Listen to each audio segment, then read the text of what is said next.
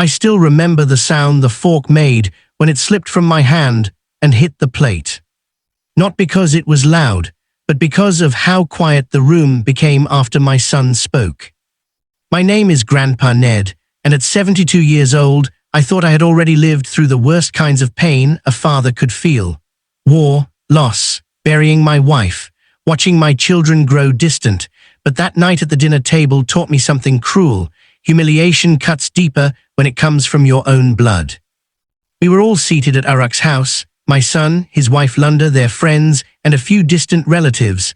The table was full. Laughter bounced off the walls. Glasses clinked. I had worn my best brown jacket, the one my late wife stitched the buttons onto years ago. I wanted to look respectable. I wanted to belong. Arak raised his glass halfway through dinner, smiling like a proud king. "I have an announcement," he said. People leaned in, expecting good news. A promotion, a baby, something joyful. Instead, he turned to me. "Dad," he said loudly, "I gave all your money to my wife." The words hung in the air like smoke after a fire. Someone laughed nervously, someone else coughed. Lunda didn't look surprised, she just sipped her wine. I felt my chest tighten. What do you mean, Arak?" I asked, my voice shaking despite my effort to sound calm. Arak shrugged. "You weren't using it, and Lunda and I needed it more. It's family money anyway." Family money. That money wasn't an inheritance. It wasn't a gift.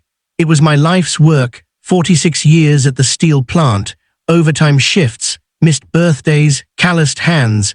It was the money I saved after my wife passed, so I wouldn't be a burden on anyone.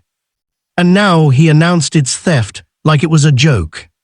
Everyone was staring at me. Waiting. I looked at Lunda. "You knew about this." She smiled thinly. "Arak said you wouldn't mind. After all, you live so simply." Live simply. That's what people say when they mean you don't matter. I pushed my chair back slowly and stood. My legs felt weak, but my pride forced me upright. "If you'll excuse me," I said, "I think I'll go home." Arak rolled his eyes. "Don't be dramatic, Dad." But I left anyway. That night I sat alone in my small apartment, staring at a photo of my wife on the shelf. "I failed him," I whispered, "didn't I?" But something inside me hardened. Because Arak didn't know everything. Years ago, after watching a Kawak lose everything when his son misused power of attorney, I had learned a lesson. I never put all my eggs in one basket. Arak had access to one account, the one I used for daily expenses. The real savings. Hidden, protected, untouched. The next morning, I made a call. Then another. By the end of the week, things started to unravel. Lunda's new car purchase was declined. Their vacation reservations vanished. Bills went unpaid. Arak showed up at my door 3 days later, pale and furious. "What did you do?" he demanded. I looked at him calmly, sipping my tea. "What do you mean?" "The money," he snapped. "It's gone, the account's empty." "Yes," I said softly, "the shared account, the one I warned you not to touch." He stared at me. "You moved it." "No," I replied, "I protected what was mine, the rest you spent." His anger faltered. "Dad, we needed that money." "And I needed respect," I said.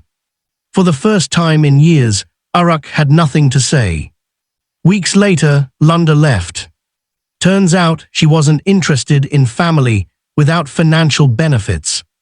Arak came back again, this time quieter, smaller.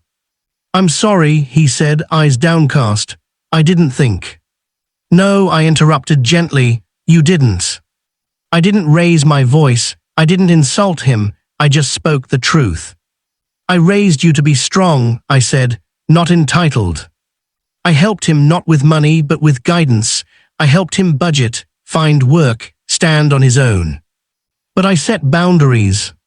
Because love without boundaries is just permission to be hurt.